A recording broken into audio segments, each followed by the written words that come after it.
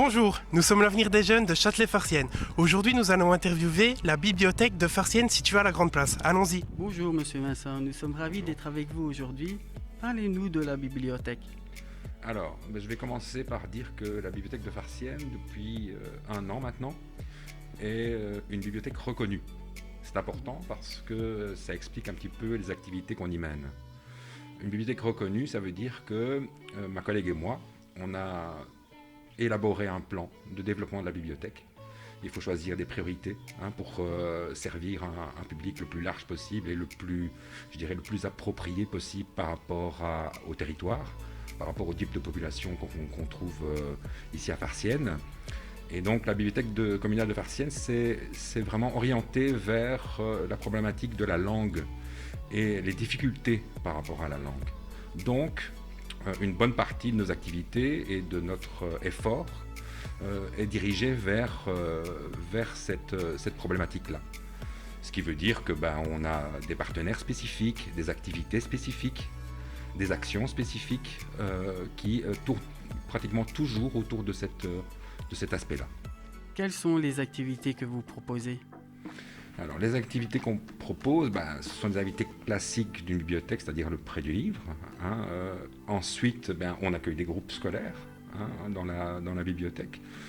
Lors de journées particulières, on accueille des groupes scolaires qui viennent de tout type d'enseignement, mais ici, on a surtout un groupe qui appartient à l'enseignement spécial, qui vient régulièrement.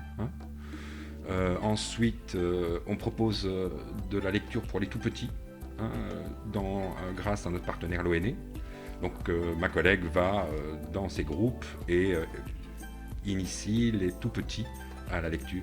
Ça fait partie des priorités, puisque là aussi il est question de langue. Il faut savoir qu'il y a une partie de la population ici qui est d'origine immigrée et dont la langue, usuelle en famille, dans le privé, n'est pas forcément le français.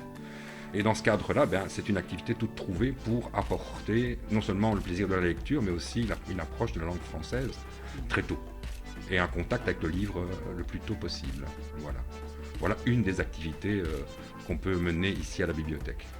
L'autre activité qui est importante et qui touche aussi la langue, c'est le service d'écrivain public. Alors l'écrivain public, qu'est-ce qu'il fait ? Il aide tout simplement les gens qui ont des difficultés par rapport à la langue à l'écrire correctement à travers des travaux scolaires, à travers des lettres de motivation, des CV, etc. Et donc il y a un accompagnement de la part des bibliothécaires pour toutes ces personnes.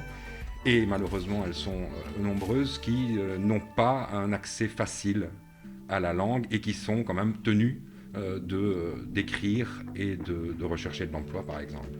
Voilà. La bibliothèque est-elle ouverte à tous ? Oui, évidemment. Oui, toute personne, c'est un lieu public ouvert à tous. Ça appartient à la définition même des bibliothèques publiques. Et on reçoit tout type de public, de toutes origines, mais aussi, par exemple, des personnes qui ont un problème de handicap. Les lieux sont, dans la mesure du possible, adéquats pour pouvoir faciliter l'entrée dans la bibliothèque. On reçoit des groupes de personnes qui émanent de centres pour handicapés, de l'enseignement spécial. Oui, vraiment, il n'y a aucune espèce de limite dans cet aspect-là des choses, et je dirais même que on tenterait à favoriser justement l'accès par tous les moyens possibles aux personnes qui ont par exemple des difficultés de mobilité et autres.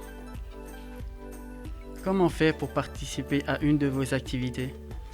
En temps normal, il suffit d'être informé par différents médias d'une activité particulière à la bibliothèque et d'y venir. Donc il y a l'exemple le plus usuel et le plus populaire, c'est simplement l'annonce sur Facebook d'un événement quelconque. Aujourd'hui, évidemment, il y a quelques difficultés en plus, c'est-à-dire que il faut, pour une activité, il faudrait peut-être s'inscrire avant de pouvoir y venir. Ça me semble une des règles qui sont d'actualité. Voilà.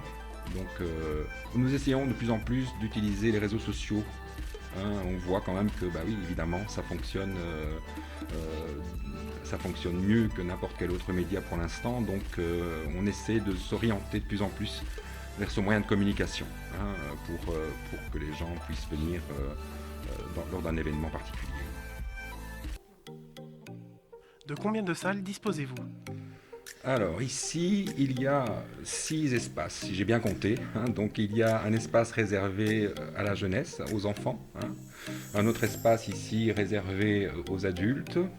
Alors il y a aussi une petite salle d'études qui se trouve dans une autre partie de la bibliothèque. Études où on trouve notamment les documents, les documentaires, mais aussi un espace pour étudier, hein. Et ensuite, il y a 2 petits espaces, un réservé aussi aux documentaires et l'autre réservé aux tout petits. Plus un autre espace qui se trouve ici derrière et là où on peut trouver tout ce qui est encyclopédie, etc. En parlant d'espace, ici on essaie de mettre en avant l'idée que la bibliothèque puisse être un lieu agréable. C'est-à-dire on a mis à disposition des fauteuils, on essaie tous les jours d'améliorer, je dirais, cet aspect-là des choses. On trouve que c'est très important, qu'on puisse se sentir dans une atmosphère calme et confortable, et voire jolie, à la bibliothèque. Voilà. Avez-vous des partenaires? Qui sont-ils? Alors évidemment, oui, on a des partenaires. C'est devenu quelque part une partie intégrante du travail de la bibliothèque, hein, depuis justement cette reconnaissance. Et les partenaires sont des gens qui nous aident justement à développer des projets, hein, et à entretenir des projets et à contribuer au développement de la bibliothèque. Alors qui sont-ils? Eh bien, il y a d'abord notre partenaire Lire Écrire, hein, qui est dans l'alphabétisation et qui est ici à demeure, hein, donc il dispose d'un espace pour pouvoir donner les formations. Ensuite, on a d'autres partenaires tels que le centre culturel. Dans une petite ville comme celle-ci, il est intéressant en effet d'avoir une sorte de coordination de projet avec un centre culturel. Ensuite, il y a l'ONE, j'en ai parlé tout à l'heure. Et puis, je dirais aussi le Pôle emploi, hein, puisque j'ai parlé d'écrivain public. Oui, il y a des tas de gens qui passent par le Pôle emploi et qui sont redirigés ici lorsqu'ils doivent rédiger un CV, une lettre de motivation.